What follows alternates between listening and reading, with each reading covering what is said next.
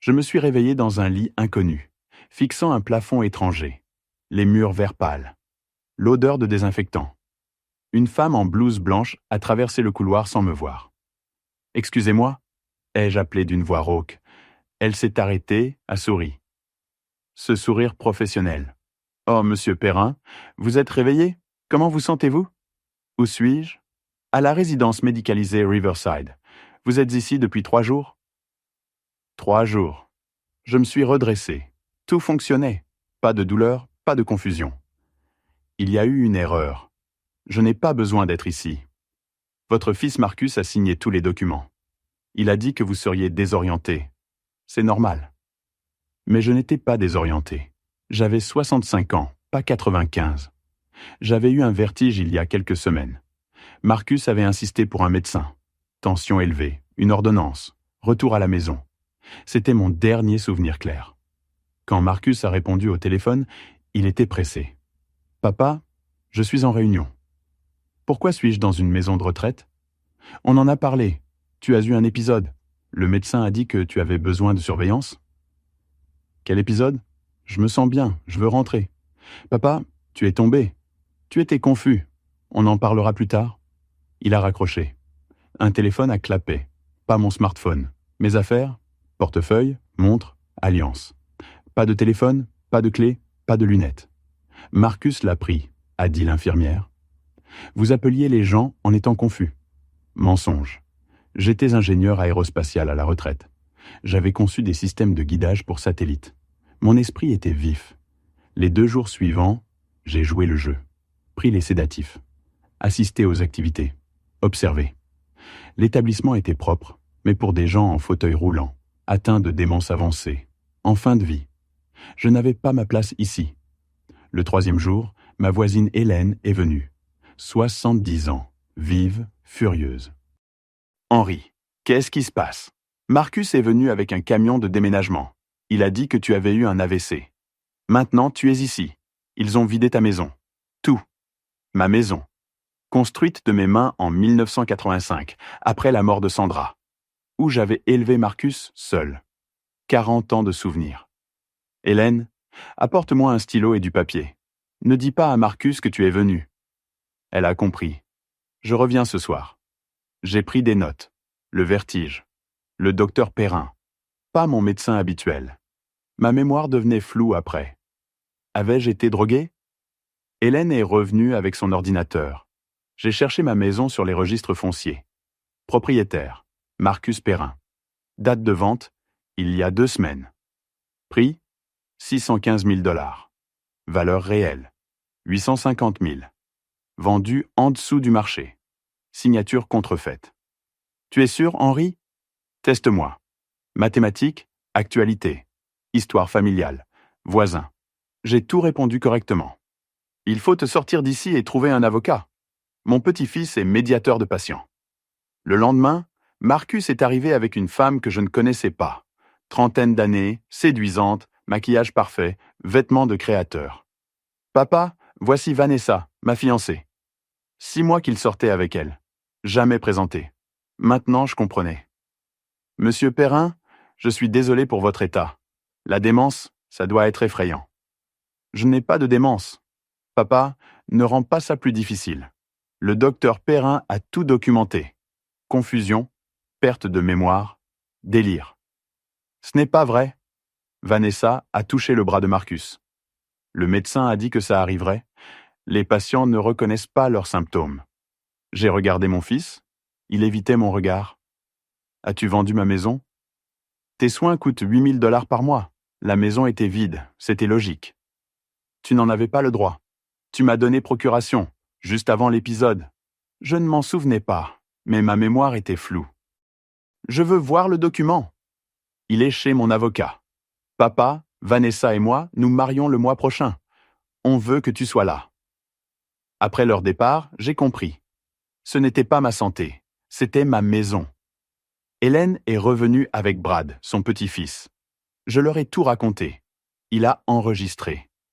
Monsieur Perrin, je vais organiser une évaluation indépendante. Si vous êtes sain, c'est de la fraude. 2 jours plus tard, le docteur Patricia Wells m'a évalué. 3 heures de test. Monsieur Perrin, vous êtes dans le 95e percentile.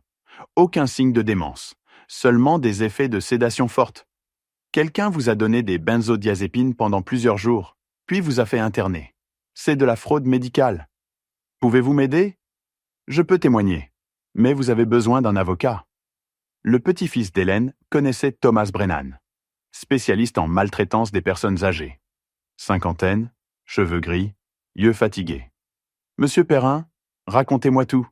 Je l'ai fait. Il a pris des notes, passé des appels. À la fin, il était furieux. C'est plus courant qu'on ne pense. Enfants en difficulté financière. Parents avec des actifs. Médecins corrompus. La maison de retraite est probablement innocente. Mais votre fils et ce docteur Perrin, ils ont commis une fraude. Que peut-on faire? D'abord, on vous fait sortir. L'évaluation du docteur Wells devrait suffire. Deuxièmement, nous demandons une ordonnance de protection d'urgence empêchant Marcus d'accéder à tout actif restant. Troisièmement, nous commençons à construire un dossier pénal. Quatrièmement, nous récupérons la maison. Si la vente était basée sur une procuration frauduleuse, elle peut être annulée. Qui a acheté la maison? Brennan a vérifié ses notes. Une SARL, Palmer Properties Management. Tu veux parier sur qui possède cette SARL? Je n'avais pas besoin de parier. Vanessa, agent immobilier, n'est-ce pas? Elle a probablement vu ta maison, vu une opportunité, manipulé ton fils pour lui faire croire que c'était une bonne idée. Ou peut-être était-elle la cerveau depuis le début. En 48 heures, le Dr Wells a soumis son évaluation au directeur médical de l'établissement. Ils m'ont libéré immédiatement, s'excusant profusément. Ils n'avaient aucune idée. Les documents semblaient légitimes. Brennan a déposé une requête d'urgence auprès du tribunal.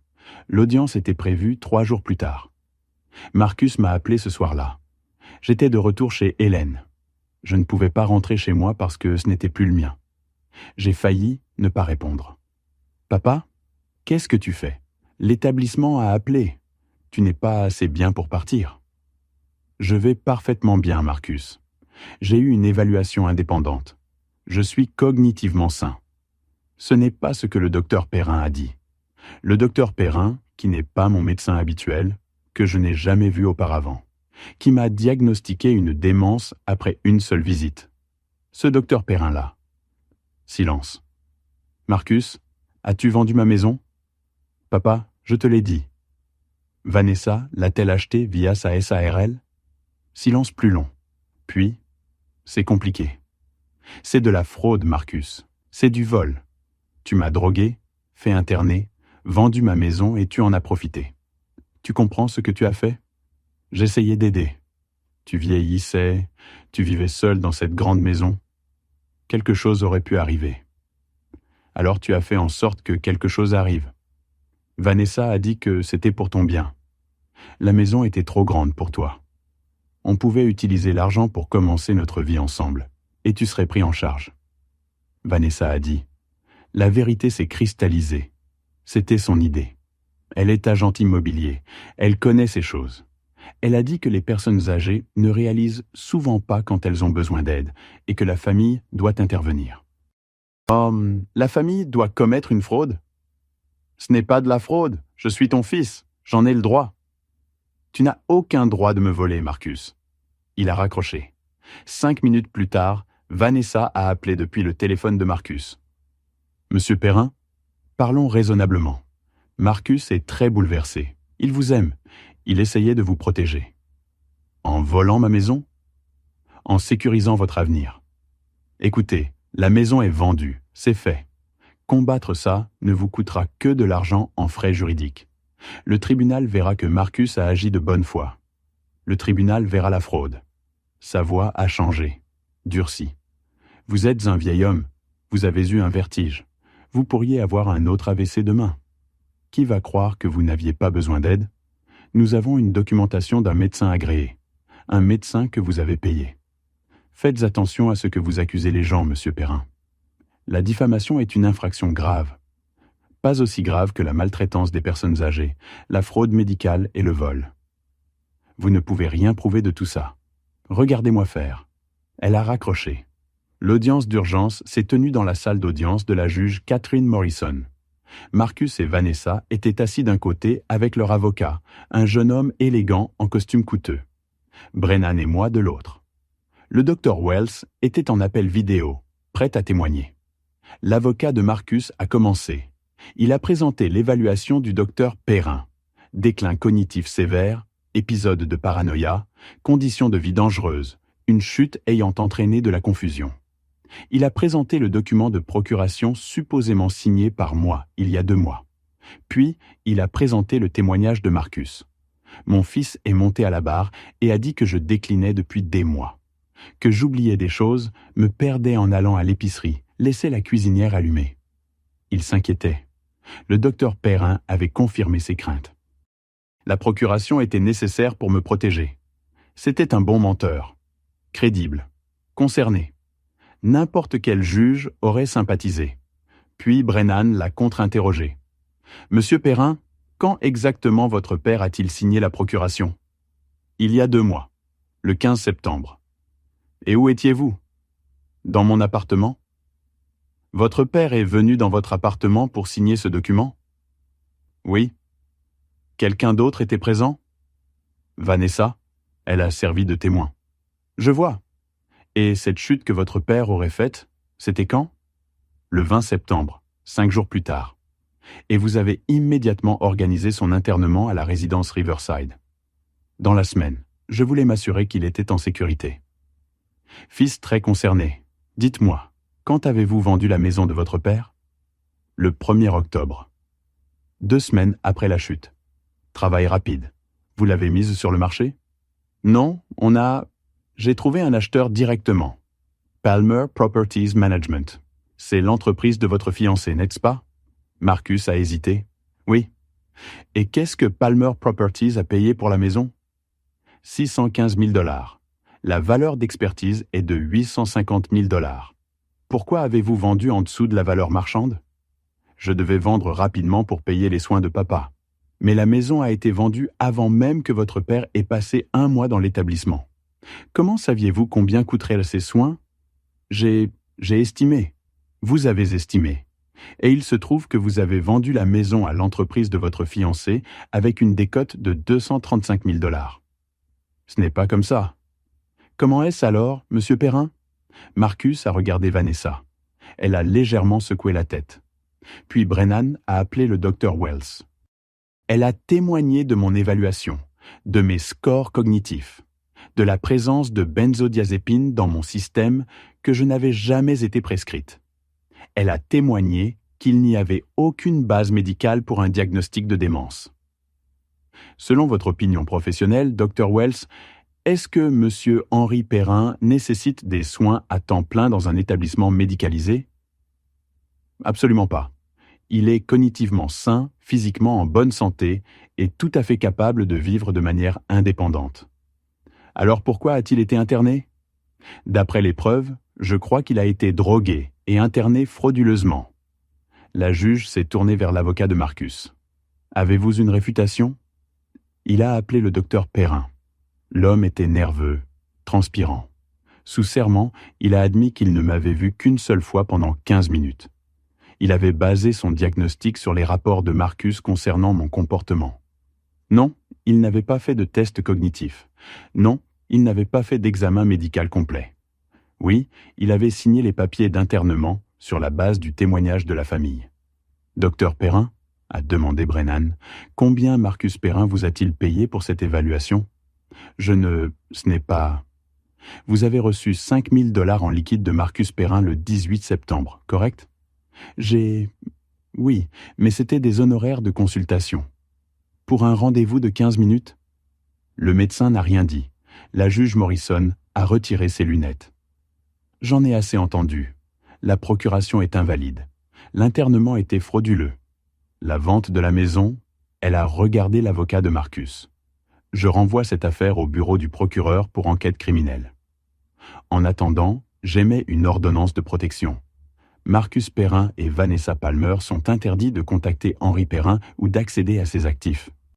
Monsieur Perrin, vous devrez poursuivre la récupération de votre maison par litige civil, mais j'ordonne également un gel des actifs de Palmer Properties Management en attendant l'enquête. Marcus s'est levé. « Votre honneur, je suis son fils. J'essayais d'aider. Vous essayez de lui voler. Asseyez-vous. » À l'extérieur du tribunal, Vanessa a attrapé le bras de Marcus. « C'est ta faute. Tu as dit qu'il ne riposterait pas. Tu as dit qu'il était confus. Tu as dit que ce serait facile. Tu as dit qu'une fois qu'on aurait la maison, il ne pourrait rien faire. » Ils m'ont vu les regarder. L'expression de Vanessa est devenue froide. « Vous ne récupérerez jamais cette maison. Je vais traîner ça devant les tribunaux pendant des années. Le temps que vous mourriez, vous aurez dépensé plus en frais juridiques que la valeur de la maison. Peut-être, ai-je dit, mais vous dépenserez le même montant à vous défendre contre des accusations criminelles. » L'enquête criminelle a avancé plus vite que je ne l'avais prévu. La procureure, Caroline Chen, était agressive. Elle détestait les cas de maltraitance envers les personnes âgées. En 2 semaines, elle avait assez d'éléments pour porter des accusations. Marcus, maltraitance envers une personne âgée, fraude, conspiration pour commettre une fraude, falsification de documents médicaux. Dr Perrin, fraude médicale, conspiration, acceptation de pots de vin. Vanessa, conspiration pour commettre une fraude, vol par tromperie, fraude immobilière. Marcus m'a appelé du bureau de son avocat. « Papa, s'il te plaît, ne fais pas ça, je suis ton fils. » « Alors comporte-toi comme tel. » Vanessa a dit « Je ne pensais pas que tu voudrais vraiment vivre dans cette grande maison. Tu pensais que tu pouvais me voler et que je ne le remarquerais pas. Ce n'est pas du vol. Tu es mon père. Tu m'as élevé. Tout ce que tu as devrait me revenir un jour de toute façon. Un jour. Après ma mort. Pas pendant que je suis vivant et capable. S'il te plaît, papa, il parle de prison. 5 ans. Je vais perdre ma licence d'expert comptable, mon emploi, tout. Tu aurais dû y penser avant de me droguer et de voler ma maison. Je suis désolé, je ferai n'importe quoi. Abandonne juste les charges. Peux-tu me rendre les 6 semaines que tu m'as volées? La dignité d'être enfermé dans un établissement dont je n'avais pas besoin? La violation d'avoir été drogué et manipulé par mon propre fils? Papa, non. J'ai raccroché. Le procès civil pour récupérer ma maison a pris plus de temps. Palmer Properties Management avait vendu la maison à une autre SARL, qui l'avait vendue à une 3e société. Toutes des sociétés écrans, toutes appartenant à Vanessa. Démêler la toile a pris des mois. Mais Brennan était doué pour son travail. Il a retracé chaque transaction, chaque transfert, chaque piste papier. Et lentement, la toile s'est défaite. Pendant ce temps, j'ai appris des choses sur Vanessa que j'aurais préféré ne pas savoir. Elle avait fait ça avant. Il y a 2 ans, elle avait convaincu une veuve âgée de lui signer une procuration, puis avait vendu la maison de la femme et gardé le produit de la vente. La famille de la femme avait poursuivi en justice, mais Vanessa avait réglé à l'amiable et déménagé dans un autre État. C'est comme ça qu'elle avait rencontré Marcus lors d'une conférence immobilière. Elle l'avait ciblé, fait des recherches sur lui, découvert mon existence, ma maison, mes finances. Elle avait passé 6 mois à gagner sa confiance, à planter des idées, à le manipuler pour qu'il croie que voler son propre père était de l'aide.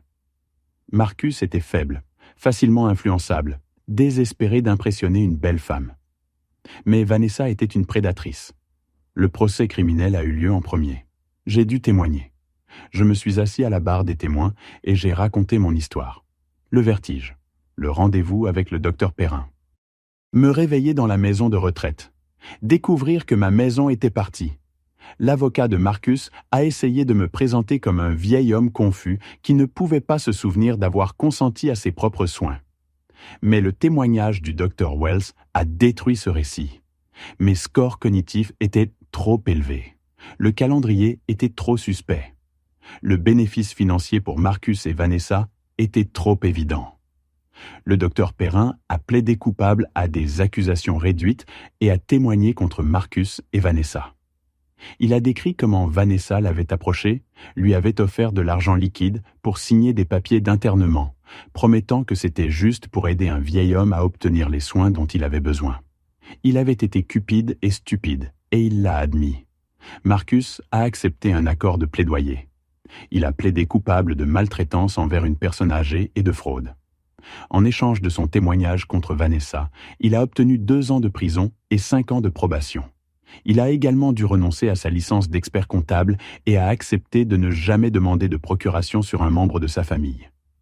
Avant la sentence, il a demandé à me parler. Nous nous sommes rencontrés dans une salle de conférence au tribunal avec Brennan présent. « Papa, je suis vraiment désolé. Je sais que ça ne veut plus rien dire maintenant, mais je le suis. Vanessa. » Elle a fait en sorte que ça semble si raisonnable, comme si je te protégeais, comme si c'était la chose intelligente à faire. Je ne me suis pas rendu compte que c'était du vol. Je n'y ai pas pensé de cette façon. Tu n'y as pas pensé de cette façon? Tu es mon père. Je ne pensais pas que tu t'en soucierais. Que mon propre fils me trahisse? Il a baissé les yeux. J'allais te donner une partie de l'argent. Un jour, après que Vanessa et moi nous soyons installés. Je n'essayais pas de t'exclure complètement. Marcus, tu m'as mis dans une maison de retraite. Tu as vendu ma maison. Tu as volé tout ce que j'avais construit. Et tu penses que me donner une partie de l'argent un jour rend ça mieux? Je sais que j'ai merdé. Je sais. Mais je suis ton fils. Je suis la seule famille qui te reste. Si tu témoignes contre Vanessa, si tu aides à la condamner, est-ce qu'on peut essayer de reconstruire? Reconstruire quoi? Notre relation. Père et fils. Je ferai mon temps. Je réparerai. Mais s'il te plaît, papa, ne me coupe pas complètement. J'ai regardé cet homme qui partageait mon sang, que j'avais élevé seul après la mort de Sandra, que j'avais aidé à payer l'université, le premier appartement, soutenu à travers les changements d'emploi et les relations et toutes les difficultés de l'âge adulte. Marcus, je t'aime. Je t'aimerai toujours. Tu es mon fils. Mais je ne te fais pas confiance. Je ne sais pas si je te ferai à nouveau confiance un jour. Et je ne vais pas prétendre que rien ne s'est passé juste parce que tu es désolé maintenant que tu t'es fait prendre. Donc c'est tout. Tu en as juste fini avec moi. Pour l'instant, oui. Il a pleuré alors, de vraies larmes, et peut-être qu'elles étaient réelles, mais elles ne changeaient rien. Le procès de Vanessa a été plus long. Elle a plaidé non coupable, affirmé que Marcus avait agi seul, dit qu'elle n'avait aucune idée que la procuration était frauduleuse ou que j'avais été drogué. Son avocat l'a présentée comme une fiancée innocente, prise dans le crime de son partenaire. Mais les preuves étaient accablantes. Des messages textes entre elle et Marcus. Une fois qu'il sera dans l'établissement, on pourra vendre rapidement. Assure-toi que ton père signe avant qu'il ne réalise ce qui se passe. Le docteur P veut du liquide, pas de traces papier. Des dossiers financiers montrant qu'elle avait profité de chaque étape. La vente de la maison, les transferts de SARL, même facturé à Marcus des honoraires de consultation pour ses conseils immobiliers. Et le témoignage de sa victime précédente, la veuve âgée, qui avait pris l'avion depuis l'Arizona pour raconter son histoire. Le schéma était identique, se lier d'amitié avec un membre de la famille, isoler la victime, voler leur propriété. Le jury a délibéré 3 heures. Coupable sur tous les chefs d'accusation. Vanessa a écopé de 5 ans de prison. Quand la sentence a été lue, elle s'est retournée et m'a regardé. Son expression n'était ni en colère ni triste. Elle était froide, calculatrice.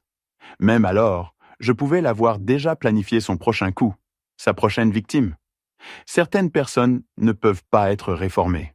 Elles ne peuvent qu'être arrêtées. Le procès civil s'est terminé par un règlement.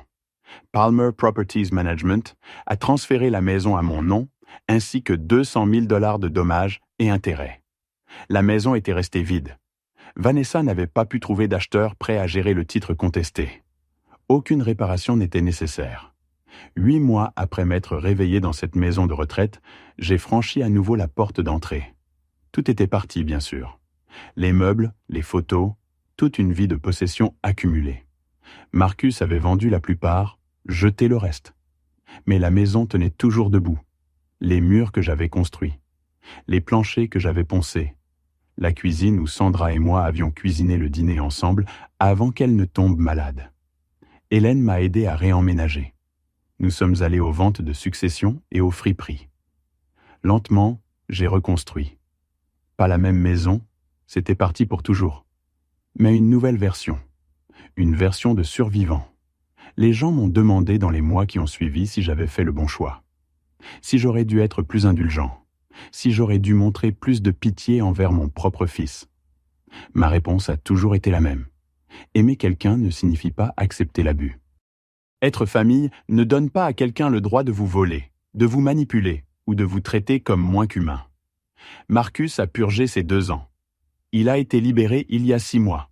Il m'a envoyé une lettre demandant si nous pouvions nous rencontrer. Je n'ai pas encore répondu. Peut-être qu'un jour je le ferai. Peut-être qu'un jour je serai prêt à entendre ce qu'il a à dire. Mais pour l'instant, je me concentre sur la reconstruction de ma vie. J'ai 76 ans. J'ai des amis. J'ai ma maison. J'ai ma dignité. J'ai Hélène à côté qui prend de mes nouvelles, m'apporte de la soupe et se dispute avec moi sur la politique. Et j'ai autre chose. La connaissance que je me suis battu, que je n'ai pas accepté ce qui m'est arrivé comme inévitable ou mérité, que j'ai tenu tête à mon propre fils et exigé des comptes. Certaines personnes pensent que la famille est tout, que le sang est plus épais que l'eau, que vous devez à vos enfants des chances illimitées parce que vous les avez mis au monde. Je pensais ça aussi autrefois. Maintenant, je sais mieux. La famille, c'est ce que vous en faites. Et parfois, la chose la plus aimante que vous puissiez faire est de fixer une limite et de l'appliquer, même quand ça vous brise le cœur. Surtout alors. Je m'appelle Henri Perrin, j'ai 76 ans. Je suis ingénieur aérospatial à la retraite. Et je suis l'homme qui a refusé d'être une victime dans sa propre vie. Si vous êtes dans une situation similaire, si quelqu'un dans votre famille vous manipule, vous vole, ou vous traite comme si votre compétence et votre dignité n'avaient pas d'importance simplement parce que vous vieillissez, sachez ceci. Vous avez des droits, vous avez des options, vous avez de la valeur, et vous avez la force de vous battre. Ne laissez personne vous dire le contraire. Pas vos enfants, pas leurs partenaires, pas même la voix dans votre tête qui dit que vous devriez pardonner parce que c'est de la famille. Faites-vous confiance. Protégez-vous. Et rappelez-vous, survivre ne suffit pas. Vous méritez de vous épanouir. Merci d'avoir écouté mon histoire. Si elle t'a touché, laisse un like, écris en commentaire ce qui t'a le plus parlé et abonne-toi à la chaîne. Beaucoup d'autres histoires arrivent. Ce n'est pas la fin de la mienne, c'est seulement le début de quelque chose de meilleur.